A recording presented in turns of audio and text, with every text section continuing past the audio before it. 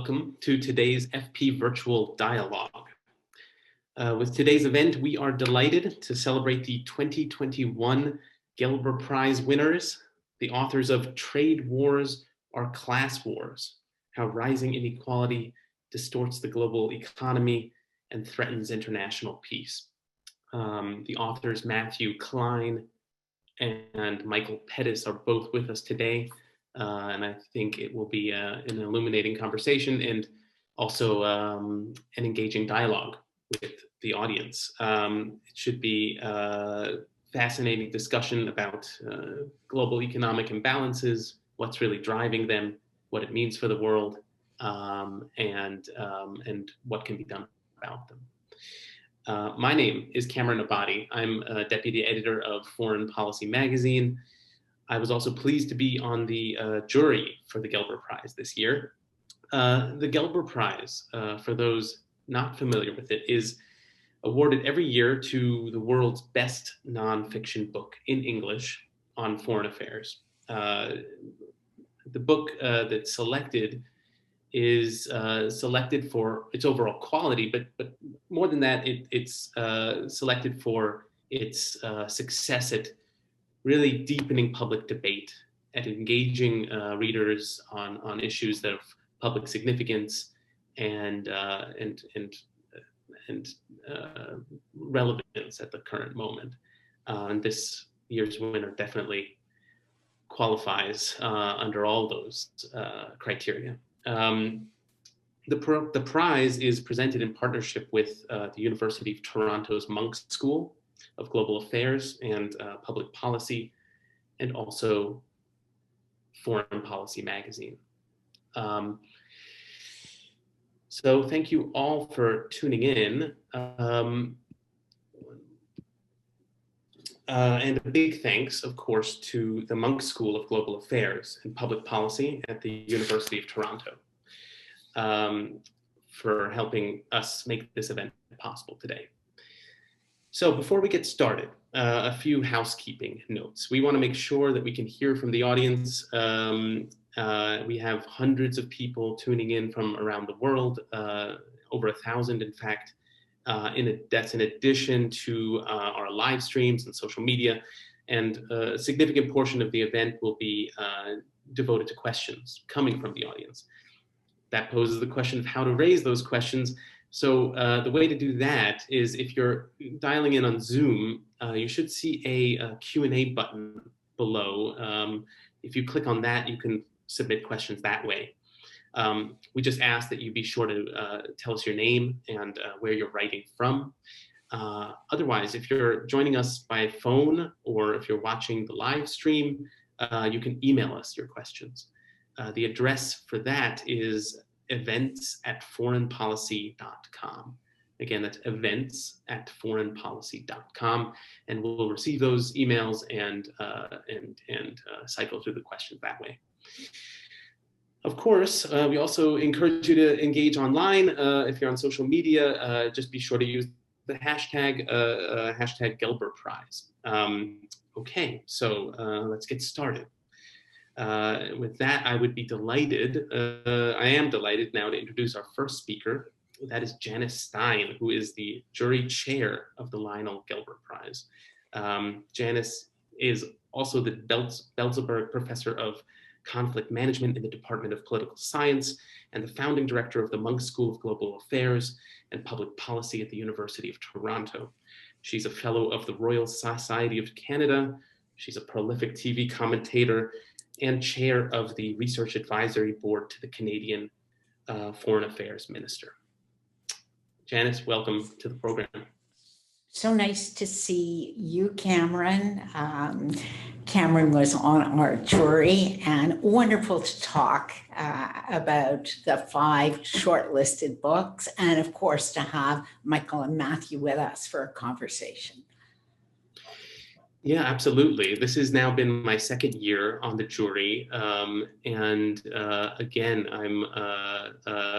was so happy to see such an amazing book win the award this year, but also was so pleased or interested to see the kind of the the group of books it emerged from. There was a short list of 5 books that I had the pleasure of judging on the jury, and that, I imagine, came from a much longer list of books that came out over the course of the year. But the 5 that it got narrowed down to, I think it's a testimony to the award of how diverse they were. That's right.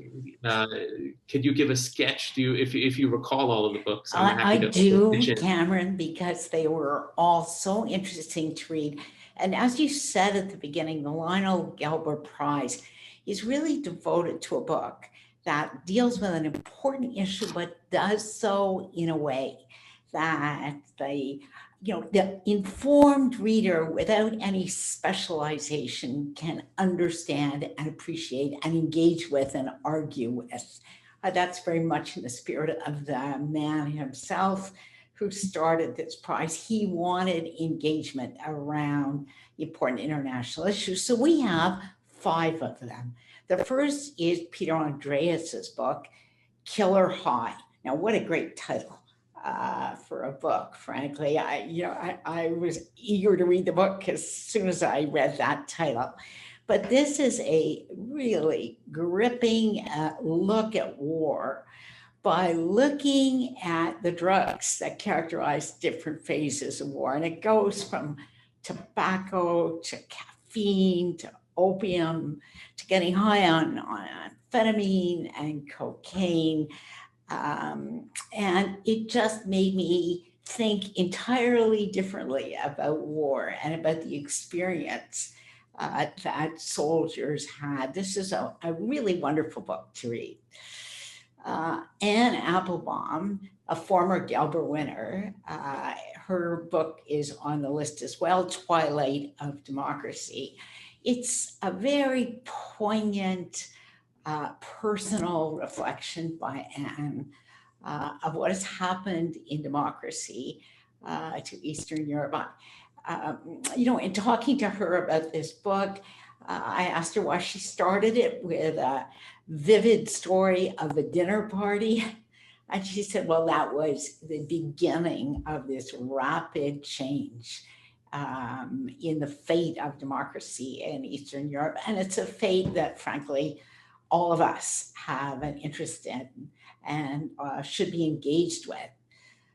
Charles Kupchan's book, Isolation, A History of America's Efforts to Shield Itself from the World, situates what may have felt to some of us, especially those outside the United States, Cameron, it may have felt like the years from 2016 to 2020 were anomalies, but Charles goes way back in American history and writes a very vivid history of isolation as it runs through American foreign policy and shows us why this is a recurring theme in American foreign policy, not a one-off, and always with consequences for the world around us. And finally, Margaret Macmillan's absolutely wonderful book, War, How Conflict Shaped Us. Margaret starts her book very, very early on in history and does a wonderful job, Cameron, of showing us how war shapes our society, how war shapes culture, how war shapes women, and the opportunities that it creates actually for women to leave home and move out into the larger economy and larger society when countries are at war. So 4 absolutely great books that the Lionel Gelber Prize and the Munk School in Foreign Policy I encourage you to read. Of course, the 5th is Trade Wars Are Class Wars, and the 2 authors are with you. So I'm not going to say too much about that, Cameron, other than to say This book got the jury sitting upright in its seats. Our discussion about it really underpinned how this shifted our lens on trade. You know, most of us think of trade as something that governments do with other governments. That this book demolishes that view and makes us understand the deeply domestic roots of trade and its deeply domestic consequences. We're very proud that trade wars are class wars is our 2021 winner of the Lionel Gelber Prize. Yeah, so as you've all just heard, the spectrum of books this year ranged from drugs like cocaine and heroin and their relationship to war, to populism, to the history of war more generally, to American history and its its relationship to the rest of the world.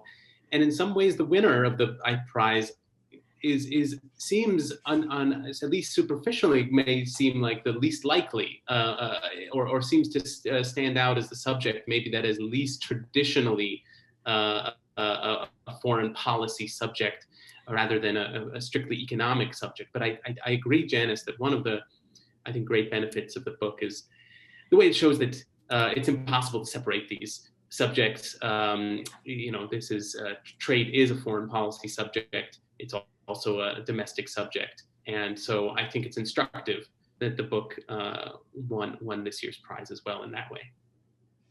It certainly is, and I think, Cameron, you make such an important point for all the readers of foreign policy and people who love big books about global affairs and global ideas. That boundary is gone. What happens in the world affects almost all of us at home, and what happens at home changes the world. Well, Janice, thank you so much for being with us and setting the stage for the discussion today. Looking forward to it. And for more generally, fantastic. So I suppose with that, we should move on to the next segment, which features our two award-winning authors. You've heard their names already. They're Michael Pettis and Matthew Klein. I'll start with Michael. Michael Pettis is a professor of finance at Peking University's Guangzhou School of Management. He's a senior fellow for the Carnegie Endowment for International Peace. Matthew Klein is the economics commentator at Barron's.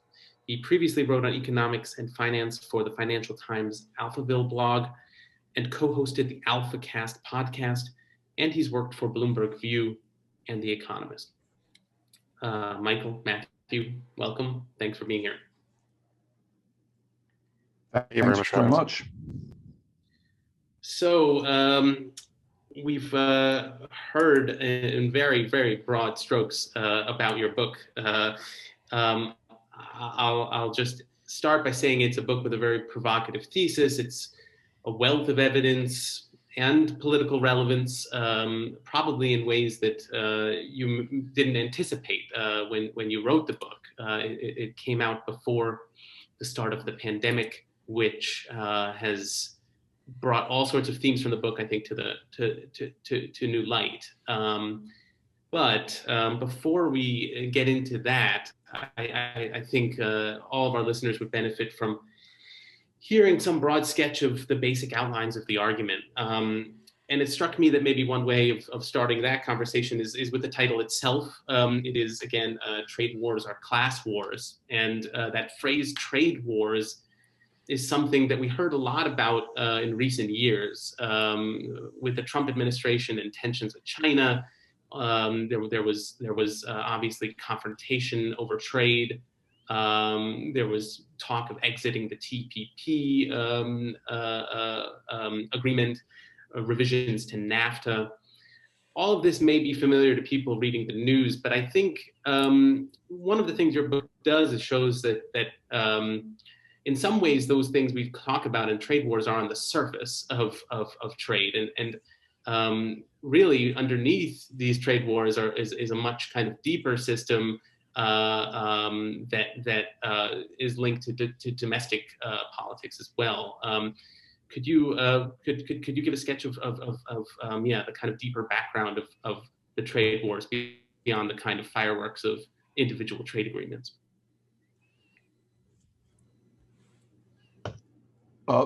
Maybe I should start, Matt. I think what we were really trying to do in this book, Cameron, I think we were both very dissatisfied with much of the discussion on trade, because that's based on an idea of trade that I think is fairly obsolete. I think 100 years ago, 150 years ago, trade was quite different. Transportation costs were very high, communication costs were very high. There was an awful lot more friction towards trade. And at the time, trade imbalances generally reflected imbalances in, or not so much imbalances, but differences in the cost of production. So England was able to produce textiles more cheaply than France, so it sold textiles to France, and it ran a trade surplus with France.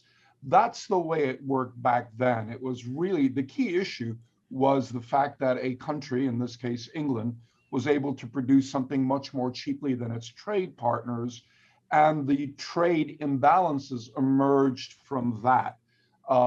We know that the trade account and the capital account always balances, and so a corollary to that was that the capital account then adjusted in order to balance with the trade account. And the way that happened, for example, is if England runs a trade surplus with France, then either France ships gold to England, and so you get the balance in the capital account, or English banks lend money to French importers through French banks, and you get the shift in the capital account that way. And the point we wanted to make in our book is that we live in a very, very different trading environment. And that's no longer how trade works, and that's no longer what causes trade imbalances. In the first chapter, for example, we spent a lot of time talking about what happened to transportation and communication costs. And as you know, they've basically collapsed almost to zero. It costs nothing to transport something to the other side of the world. It costs very, very little. So without frictional costs, that changes very much the nature of trade, because now it makes a lot of sense to ship goods around for tiny incremental advantages. But more importantly, what we argue in this book is that what causes trade imbalances is no longer differential production costs. China doesn't run a surplus with the U.S. because China is more efficient at producing stuff. So Matthew, I think we're getting a bit of turbulence on Michael's feed. So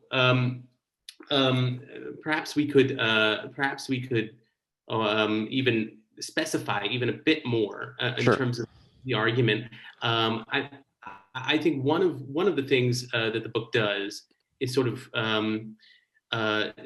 show that the global trading system is itself kind of based on various domestic political economic models, and that the models, those individual economic models, are themselves linked together to create the kind of global system. So the three countries the book focuses on, I think, are all very illuminating. They're China and Germany and the United States. I think all of them are come under new light. I think Germany, I think, was one of the more surprising chapters of the book. It struck me that it came under pretty severe criticism for the kind of domestic economic model it has created and the way that is feeding into the kind of international trade imbalances that Michael was just talking about. So can you sketch the kind of German domestic political economic system that has helped create these international economic problems? Sure. So the sort of starting point that I think a lot of people have, and this is something that Michael was getting at, is that people assume that the reason why Germany as a country has such a large trade surplus with the rest of the world is because Germans are so much more productive and so much more thrifty and efficient. And our point is that that's not at all correct. I mean, this sort of reward you should be getting for being a more effective producer of exports is that you can import more stuff. That's the reason why you want to export things of higher quality and sell them for higher prices, that you can then get things from the rest of the world that are better. If you have a trade surplus, it means you're importing relatively less than you're exporting. And the reason why this has happened in Germany, is the reason it happens in a lot of other places, is that people within Germany, consumers and businesses and the government, are all spending relatively less than they're earning, and that this in particular is not caused because people are just naturally thrifty. The household savings rate in Germany is not particularly high compared to, say, Italy or Belgium or a lot of other European countries. The reason is because the distribution of income has become increasingly skewed, and purchasing power has been shifted away from people who actually like to buy goods and services, therefore creating jobs and incomes for people in the rest of the world, and instead has been redirected towards the very, very rich and the companies that they control. And this has been exacerbated over the past 20 years or so by changes in German government policy, both at the federal and the state levels, of essentially focusing sort of myopically on the goal of having balanced budgets or even budget surpluses, and achieving that through a mixture of tax increases on workers and spending cuts, particularly on public investment and on social welfare programs, which is, the net effect has been to just squeeze overall spending within Germany such that import demand has been suppressed. And so if you look at the data, one thing that's really striking is that, the period when the surplus has been rising so much is not been due to growth of exports particularly fast. Export growth in Germany over the past 20 years has not been fast. It's just that import growth has been extremely, extremely, and that is what's been driving the trade surplus. And unfortunately, that's ended up having a lot of consequences for Germany's neighbors and the rest of the world.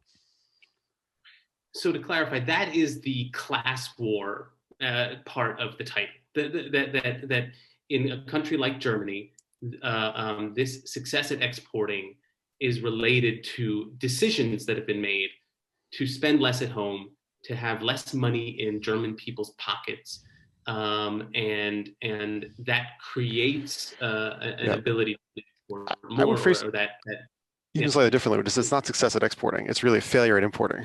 That German exports really didn't actually, do anything particularly remarkable relative to what it was before. It's rather that, that didn't translate into what would normally happen and what had happened in the past, which was then higher consumer spending and higher business investment. And there are a lot of sort of specific reasons why that happened when it did. We sort of trace that history in the book, but I mean, that's really the sort of key thing here. That's not about, I mean, I have nothing against German manufacturing. I mean, I have a meal vacuum and it works wonderfully, but that's not the reason why Germany has, it produces 10% more than it consumes as an economy. That's those are sort of two different things. And if you want to, getting at that, you have to look at the changes in the distribution of income and essentially, as I said, these class politics. I mean, that's why we put that in the title. So that is so. A few questions come to mind, and again, this is sort of using Germany then as to illuminate some of the broader questions.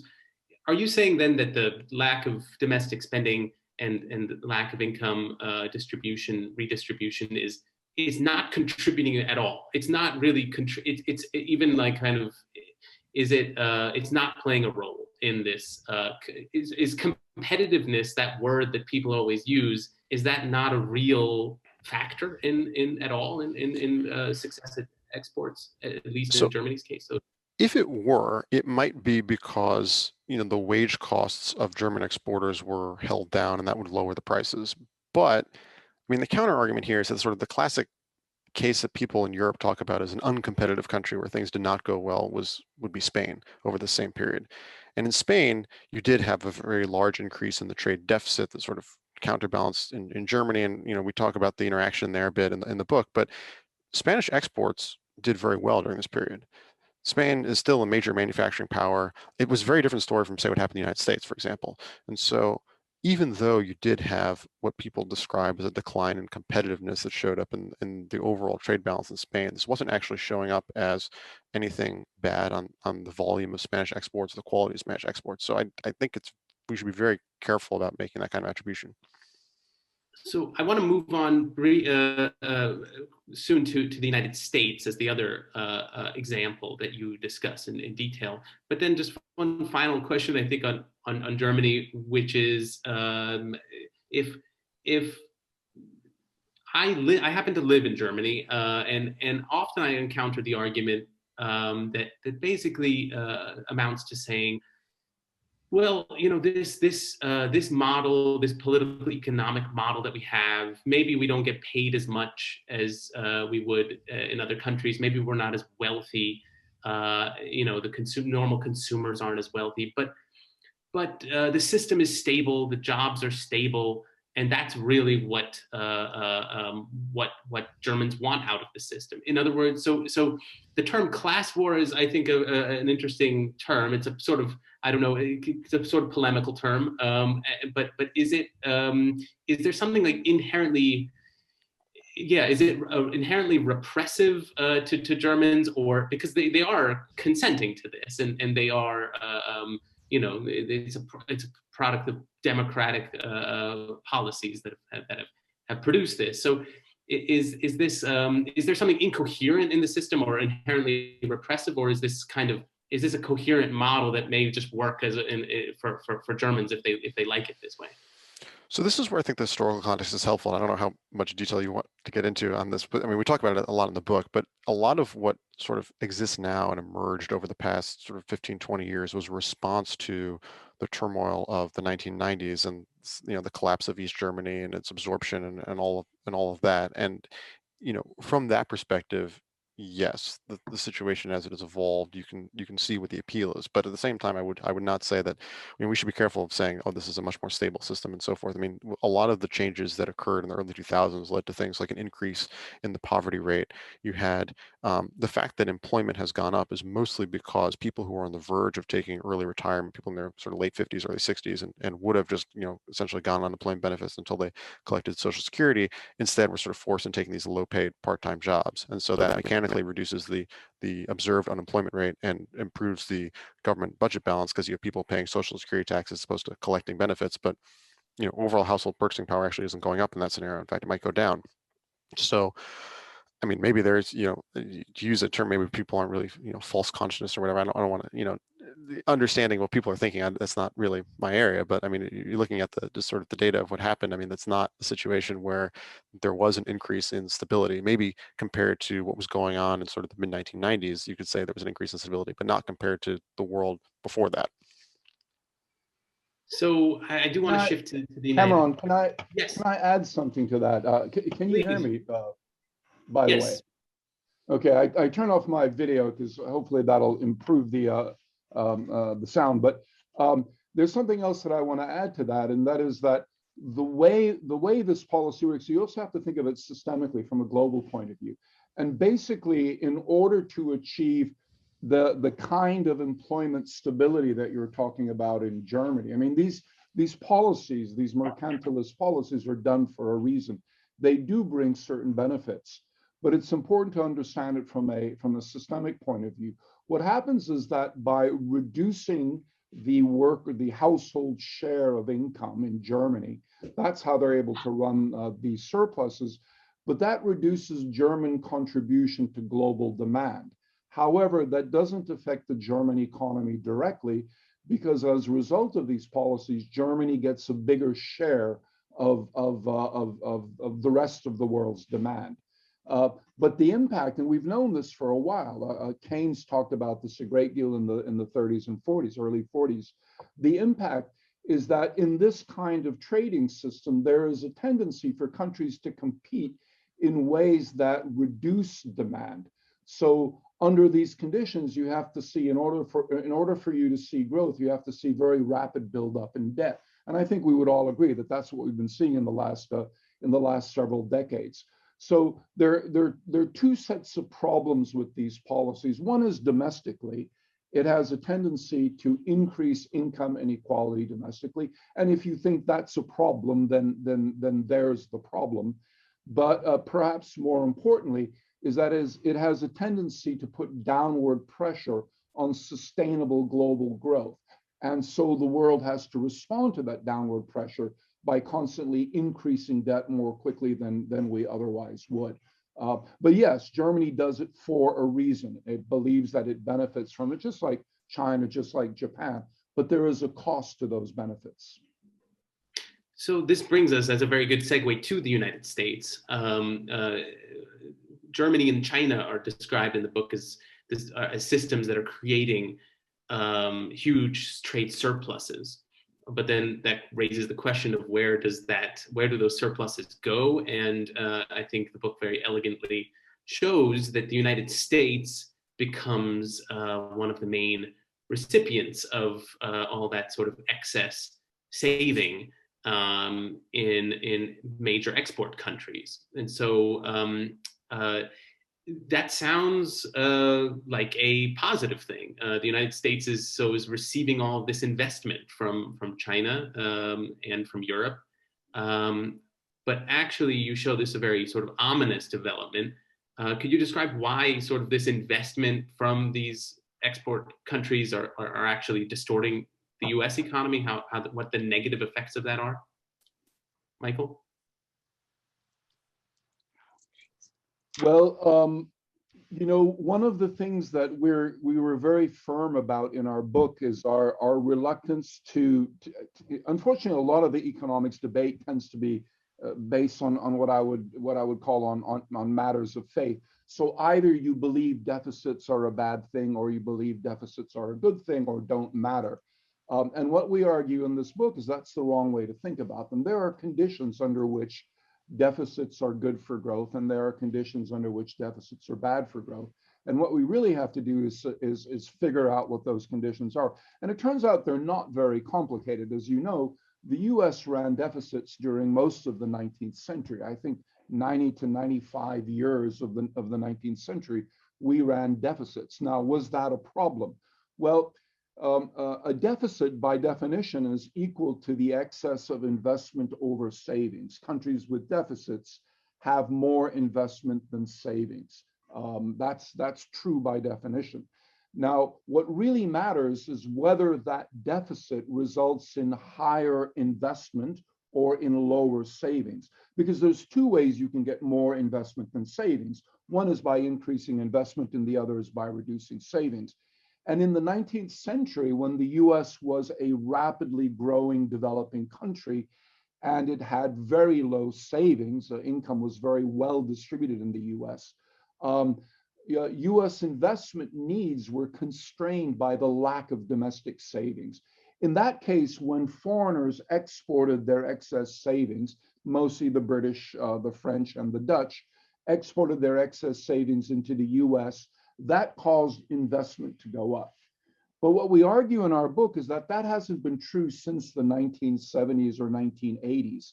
In the last several decades, we've lived in a world in which there is no savings constraint. There is an enormous amount of savings, too much savings. The cost of capital is extremely low. If you look at American companies, they're sitting on huge piles of cash, and they're not investing it. They call investing buying back shares, but that's just rearranging your savings. Investing means building factories or research facilities or distribution facilities, and that's not what they're doing with it. So what we argue is when foreigners export savings to the US, that doesn't cause investment to go up because there's no savings constraint. So by definition, it must cause savings to go down. There's simply no way around that. If investment doesn't go up, savings must go down. And how does savings go down? Well, there are several ways it can happen. One way is through an increase in unemployment. Another way is through an increase in household debt. And there's several reasons why household debt might go up. Yet another way is through an increase in the fiscal deficit. But basically, they all come down to three things. Either unemployment goes up, or household debt goes up, or the fiscal deficit goes up. And usually what happens is either the Fed accommodates a rise in household debt, or the government expands the fiscal deficit. We generally don't get the increase in unemployment. But the point is that all three of those things are things that we don't want, that the US wouldn't want. If it were a developing country, foreign inflows would be great. But as an advanced economy, foreign inflows force the US to choose between higher unemployment or higher debt, and we have no choice. And I'll just say one last thing before passing it on to Matt. But when we spoke to Adam Tooze about this book, one of the thing that he said was most shocking, he thought, was our argument that the U.S. cannot control its savings rate. And the way we put it is many people argue that the U.S. runs a current account deficit because it saves too little. No, we argue the U.S. must save too little because it runs a current account deficit. And it runs a current account deficit because it's the sink of excess savings for the world. So maybe another way of putting, saying the same thing, but just to sort of highlight this is that if U.S. businesses and workers were running at full tilt, and there was absolutely, you were like, kind of like, think of like World War II level mobilization, and at that point, people wanted more stuff. There was absolutely no spare capacity in the United States. Then it would be very helpful to be able to pull in imports from the rest of the world and have if other societies were for some reason consuming less than they're producing. But that's not the world that we live in the United States. It's not the world we've lived in the United States for a very, very long time. And so in that context, if other societies are, and their businesses are producing more than they're consuming and essentially, dumping it, if you will, then that would have to necessarily come at the cost of displacing production that's already would otherwise exist in the United States, and that's why it's negative. And so the question is, what are the circumstances? And as Michael was saying, if you're in a developing country, if you're a poor society, then it's very helpful to be able to get foreign investment and to borrow from abroad. If you're not, then it's a very different set of dynamics. Yeah, so I think this is a compelling sketch of a system that is pathological in some ways, but strangely, but also strangely, yeah, having reached a weird equilibrium that doesn't work necessarily for most of the people in most of these countries. There are countries like Germany and China that are not being where most of the people are not seeing their living standards rise commensurate with their productivity, and are lacking investment at home. And then there are countries like the United States receiving foreign investment that is also not being used productively and is creating kinds of debts that are not productive. I wonder, in the past year since you wrote the book, whether there have been changes, whether there have been during the pandemic and the political responses to it, indications that this system that you described is shifting at all. I think, I guess, of a few things. First, obviously, the Biden administration is talking about huge spending programs that may be redirecting that foreign money maybe to more productive public uses. And then when I think of China, I think of discussion of how there may be shifting to greater investments in terms of renewable energy, climate change investments, these very, very ambitious climate targets. Is that a kind of productive investment that can be done at home that may actually provide some major shift? Or are there other shifts in the past year that you want to identify? And before you answer, I also want to say, the audience, we'll go to the audience questions next. If you have questions, obviously, again, you can do that on Zoom or email. But otherwise, yeah, I'm curious, this past year of the pandemic, has that shifted things in the system you described? Either one of you could start. Matthew, Matt, you want to start? Sure. So this is something I've definitely spent some time looking at the day job at Barron's, and the answer is, in some ways, there have been some significant changes. In some ways, it's sort of exacerbated the tendencies we talked about before. So, as you mentioned, the United States has really, once again become the world's consumer, source of global demand of last resort in a really extreme way. And in particular, the most recent, both with the context of CARES Act, and then with the package that was passed at the end of December, and then again with the American Rescue Plan. All this stuff, there's been such an outsized response by the federal government in terms of giving consumers money, supporting continued spending by Americans despite the pandemic, despite business failures, and despite a relatively mediocre public health response. That's actually been very helpful to the rest of the world. And so what you've seen kind of unusually is that, unlike most countries where imports have gone down, because global demand is fault. Actually, in the U.S., imports as of now are slightly higher than they were before the pandemic, and imports of goods are much higher. So imports of services are down because there's less tourism and things like that. But imports of goods are up, so overall imports are actually fully recovered in the United States. On the other hand, because the rest of the world hasn't done this, or at least certainly hasn't done it to the same extent, exports from the U.S. are much lower, and so that's of course led to a significant increase in the trade deficit. And in fact, one of the things that the OECD recently did some analysis of the American Rescue Plan. I think it was either right before or right after it was passed, and basically saying the impact of this is going to be a massive boost to global growth. That all America's trade partners are going to benefit pretty tremendously.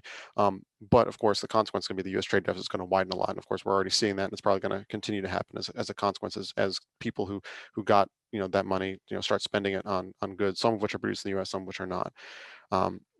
In China, we had a very different dynamic. One of the things that's really striking is that even though the public health situation in China was handled better, at least after the first couple months, that overall consumer spending in China fell in 2020 relative to 2019, whereas in the U.S. it was the reverse, which is kind of striking, especially considering that the Chinese economy as a whole grew when the U.S. economy as a whole fell. And so that Michael get into the reasons what happened, but it really reflects a lot of sort of the pre-existing stuff and the dynamics that we were talking about in the book. The one thing I think that's really interesting and potentially could be changing is the situation in Europe, where the initial response of the pandemic. Well, first of all, the German government actually kind of unusually did respond very aggressively, supporting households and businesses, and at a scale initially comparable to actually what the U.S. did. Since the U.S. since did subsequent things that the German government has not, but that initial package was actually quite large. And the other thing is that you had that Franco-German proposal for having the EU borrow as a whole to then spend money and distribute it to all of Europe. That was quickly supported, and that led to the recovery fund. Now, the size of the recovery fund is relatively small, and they still haven't distributed the money, and who knows when that's actually going to get put out. But I mean, the fact that you actually are seeing this sort of potential shift towards a greater level of federalism and sort of coherence at the European level of Europeans borrowing as a whole to support Europe as a whole, as opposed to sort of thinking narrowly of themselves as nation states, that could be very constructive and could be a positive development in terms of what we're talking about. I mean, it might be too early to tell, but that's I think potentially a really interesting change.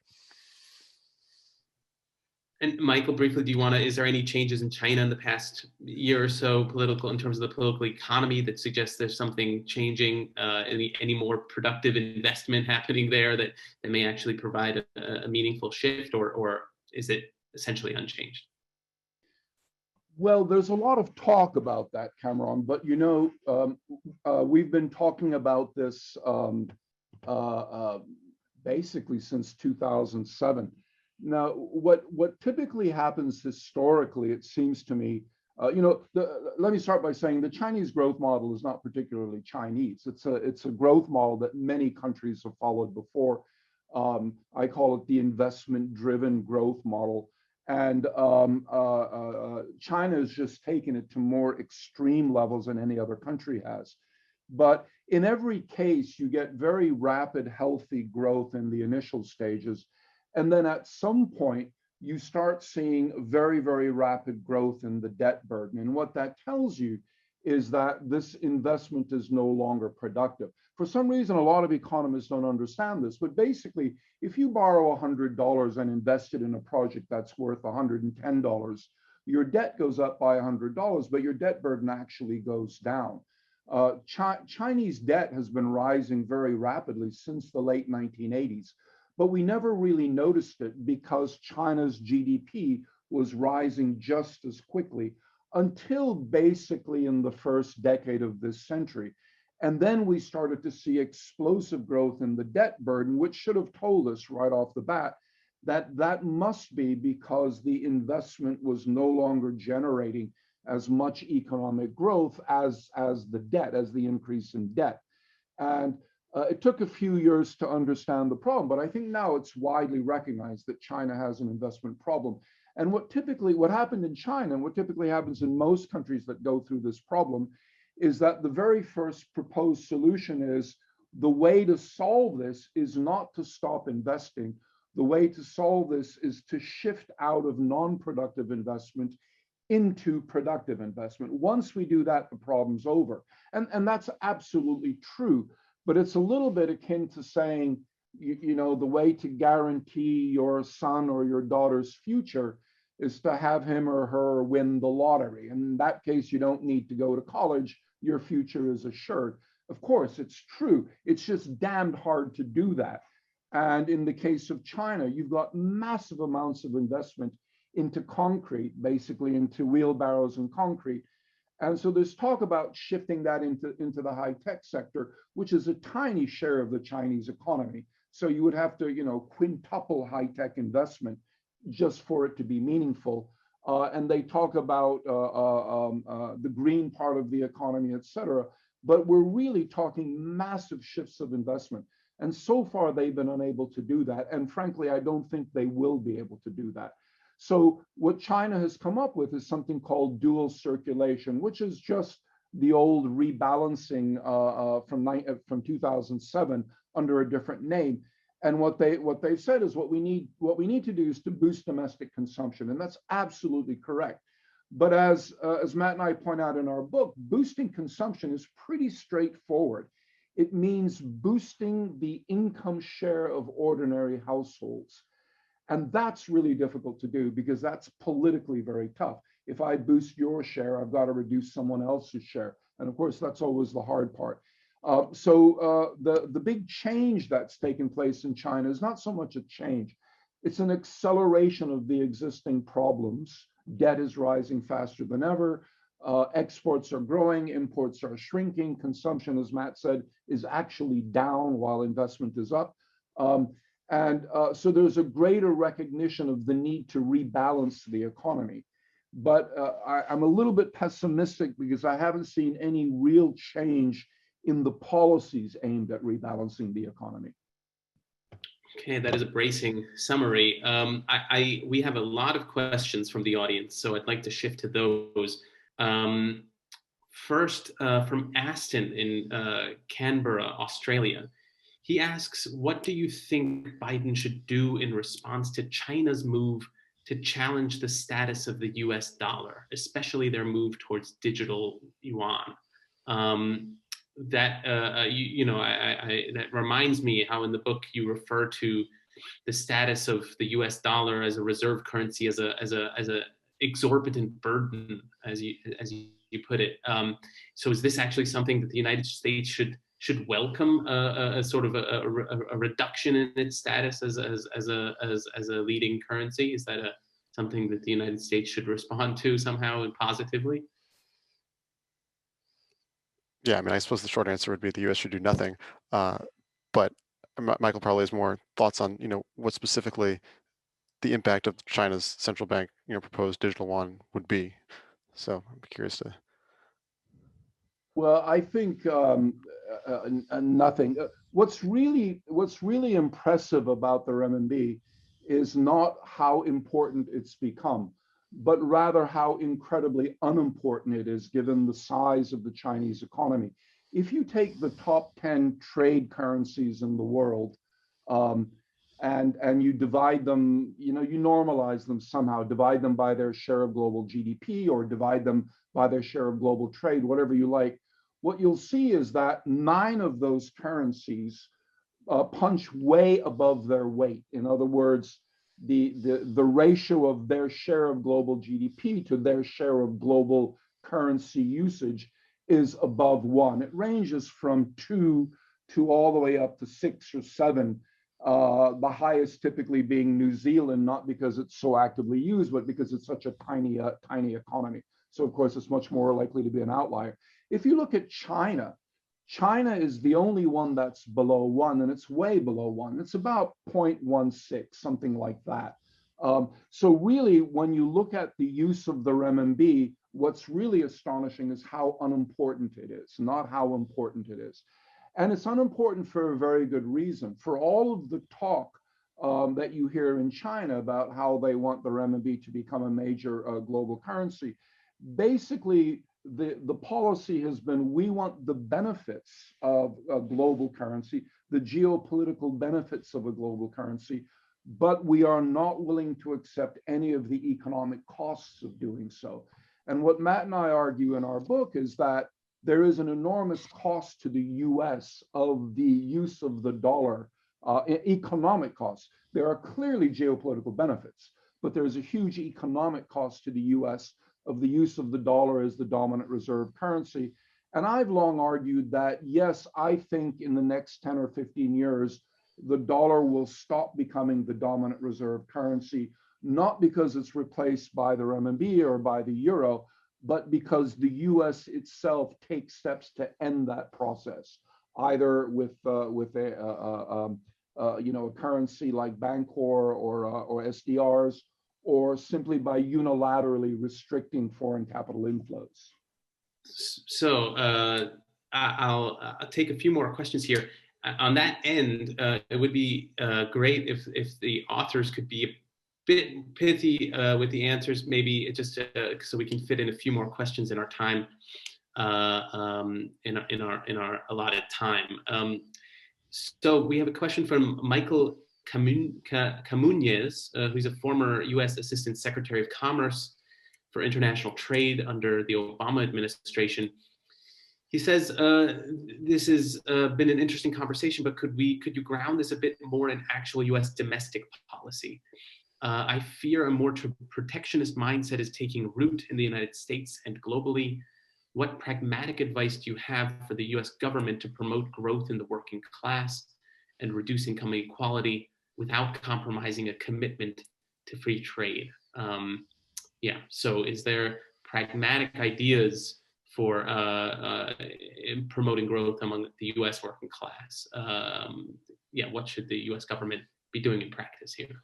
So this is something we touch on. So this is something we touch on at the end of the book. And basically, there's sort of a trade-off you're going to have inevitably, which is that, as part of a global system, the U.S. has only so much choice of being able to affect the global economy as a whole. But to the extent that the government can offset the impact of what other societies are doing in terms of their own underconsumption, underinvestment, and the extent that the U.S. government can support U.S. domestic demand and U.S. employment by spending more at home and ensuring that U.S. workers have sufficient incomes and that supports jobs in the United States.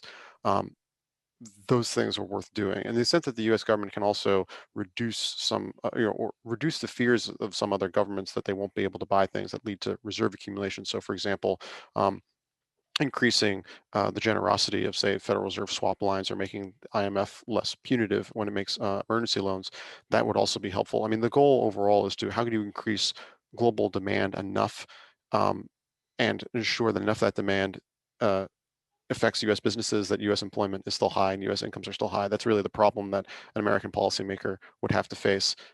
Ideally, also, you could have you talk to people in other countries and try to get them to fix their own domestic problems. But failing that, that seems like the big thing. And then as Michael was saying, they said that you can sort of prevent unwanted inflows into your financial system and distort things, whether it's some sort of capital inflow tax or some other measure that could also be helpful as well. But ultimately, there's only so much that you can do as one part of, smaller part of a global system without changes elsewhere. Yes, I can't help but jump in, Cameron. But in response to Michael's question, there isn't really a problem with trade. The way imbalances are distributed are through the capital account. So I would argue that the U.S. shouldn't intervene in trade. It shouldn't even pressure U.S. companies to stop offshoring. That's not the problem.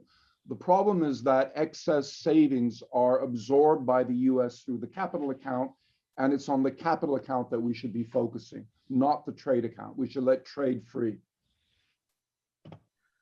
Well, that leads to maybe the next question, which is from Wei Liang. She writes, it seems that the that there's U.S.-China economic decoupling and increasing trade regionalism and trade with like-minded groups. How would you forecast international trade in the coming decade? Will we return to the principle of embedded liberalism or a new economic Cold War? So it's obviously a very broad question to forecast the coming decade, but do you see the things that you are recommending, even if it comes to the kind of changes in the capital accounts, capital flows, is anyone talking about these things in earnest? Do you have a sense that there's changes underway, or Do you think how do you see trade? How do you see this system developing in the coming years? And then this would be the last question before we wrap up. So, yeah, if you could both weigh in on how you see the trade developing in the coming decade. Well, I guess one thing I would say, yeah, sure. I guess one thing I would say is that in the case of China in particular, decoupling and deglobalization, whatever term you want to use, has actually been going on for probably a little over 10 years in terms of trade has become less and less important to the Chinese economy, with both exports and imports not shrinking in absolute terms, but relative to the size of domestic economy shrinking quite rapidly. And so, you can see that as a consequence, and as part of that sort of deliberate government policy. Part of it might be something else, but either way, from the Chinese perspective, trade is becoming much less important, and in the U.S. perspective as well, trade has sort of been, as a whole, not necessarily with China per se, but as a whole, has been sort of not any more important now than it was, say, 10 or 15 years ago. So in that sense, the sort of process of deglobalization, or if you want, is sort of, or at least the peak of globalization seeming to have peaked, has sort of maybe already happened in that sense, and sort of been going on for a little while. What goes on going forward, I think there's a lot of sort of, I think, geopolitical dynamics between U.S. and China that are sort of separate from sort of a straightforward economics conversation that might affect, some of these questions, and that at least, I think are a little bit outside of my own area, but that's probably could also be, a factor as well for thinking about sort of the next 10 years. Michael? I would add to that to the extent we're taking inequality seriously as a problem, and we should be taking it very seriously as a problem, not just socially and politically, but it's also a very big economic problem. We have almost no choice but to reverse some of what Danny Roderick called hyperglobalization. In fact, Roderick, about 10 years ago, wrote a really, I think, very important essay in which he argued that in this hyper-globalized world, in this world which basically I define as one with very low frictional transportation and communication costs, he said countries, particularly democracies, had to choose between more global integration or more control of their domestic economies. They couldn't get both. They got one or the other. At the time, he thought the world was moving towards more global integration, but he quickly came to realize, and I think, Trump has been part of this, what we've seen in Europe has been part of this, what we've seen in China has been part of this. There is this recognition that there's only so much we're willing to give up in terms of domestic control of the economy. So I've been pretty pessimistic since at least my 2013 book on the prospects for global trade. I think we are in one of those periods of a retreat in globalization. I don't think that's necessarily a bad thing. What really matters is how we do it, and how we sort of set ourselves up for the next stage of an increase in global trade. That's a little vague, but it's hard to get more specific. Well, I think it's a somewhat gloomy prediction, but I think ultimately, probably, as you say, necessary changes will happen, regardless if they happen the right way, the way we want, or they'll happen in ways that we don't want. So unfortunately, we do have to wrap up here. It has been a fascinating conversation. I think everyone would agree. Congratulations again to the winners, Matthew Klein and Michael Pettis. Thank you very much for winning this year's Gelber Prize, and again, a special thanks to the Gelber Prize and the Munk School of Global Affairs and Public Policy at the University of Toronto for partnering with us on this dialogue, and more generally helping explore new and interesting ideas on international affairs. Thank you all for listening, and I hope you all tune in again next year when we unveil next year's prize. So thanks again, and congratulations. Thanks very much, Cameron.